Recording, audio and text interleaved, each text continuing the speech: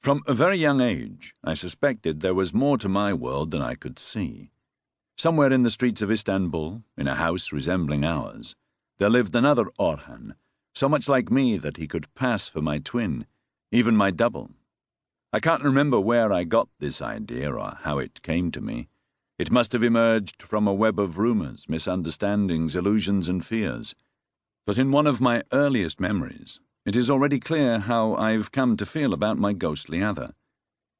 When I was 5, I was sent to live for a short time in another house. After one of their many stormy separations, my parents arranged to meet in Paris, and it was decided that my older brother and I should remain in Istanbul, though in separate places.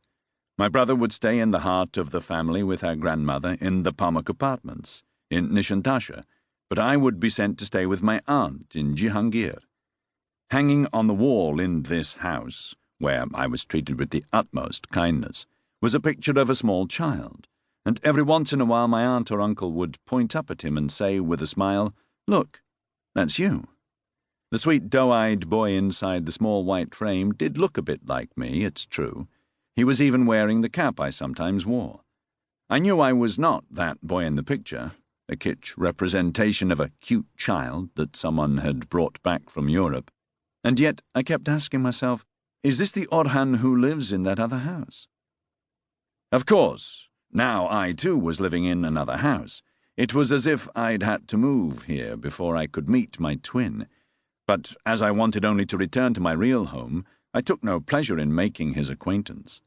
My aunt and uncle's jovial little game of saying I was the boy in the picture became an unintended taunt, and each time I'd feel my mind unravelling. My ideas about myself and the boy who looked like me, my picture and the picture I resembled, my home and the other house, all would slide about in a confusion that made me long all the more to be at home again, surrounded by my family.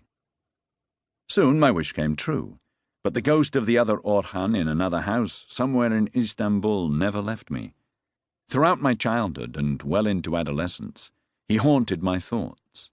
On winter evenings, walking through the streets of the city, I would gaze into other people's houses through the pale orange light of home and dream of happy, peaceful families living comfortable lives. Then I would shudder to think that the other Orhan might be living in one of these houses. As I grew older, the ghost became a fantasy, and the fantasy a recurrent nightmare. In some dreams I would greet this Orhan, always in another house, with shrieks of horror. In others the two of us would stare each other down in eerie, merciless silence. Afterward, wafting in and out of sleep, I would cling ever more fiercely to my pillow, my house, my street, my place in the world. Whenever I was unhappy, I imagined going to the other house, the other life, the place where the other Orhan lived, and in spite of everything I'd half convinced myself that I was he, and took pleasure in imagining how happy he was. Such pleasure that for a time I felt no need to go to seek out the other house in that other imagined part of the city. Here we come to the heart of the matter. I've never left Istanbul, never left the houses, streets, and neighbourhoods of my childhood. Although I've lived in different districts from time to time, 50 years on I find myself back in the Pamuk apartments, where my first photographs were taken, and where my mother first held me in her arms to show me the world. I know this persistence owes something to my imaginary friend, the other Orhan, and to the solace I took from the bond between us.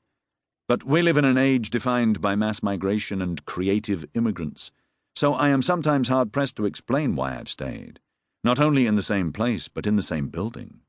My mother's sorrowful voice comes back to me. Why don't you go outside for a while? Why don't you try a change of scene? Do some travelling.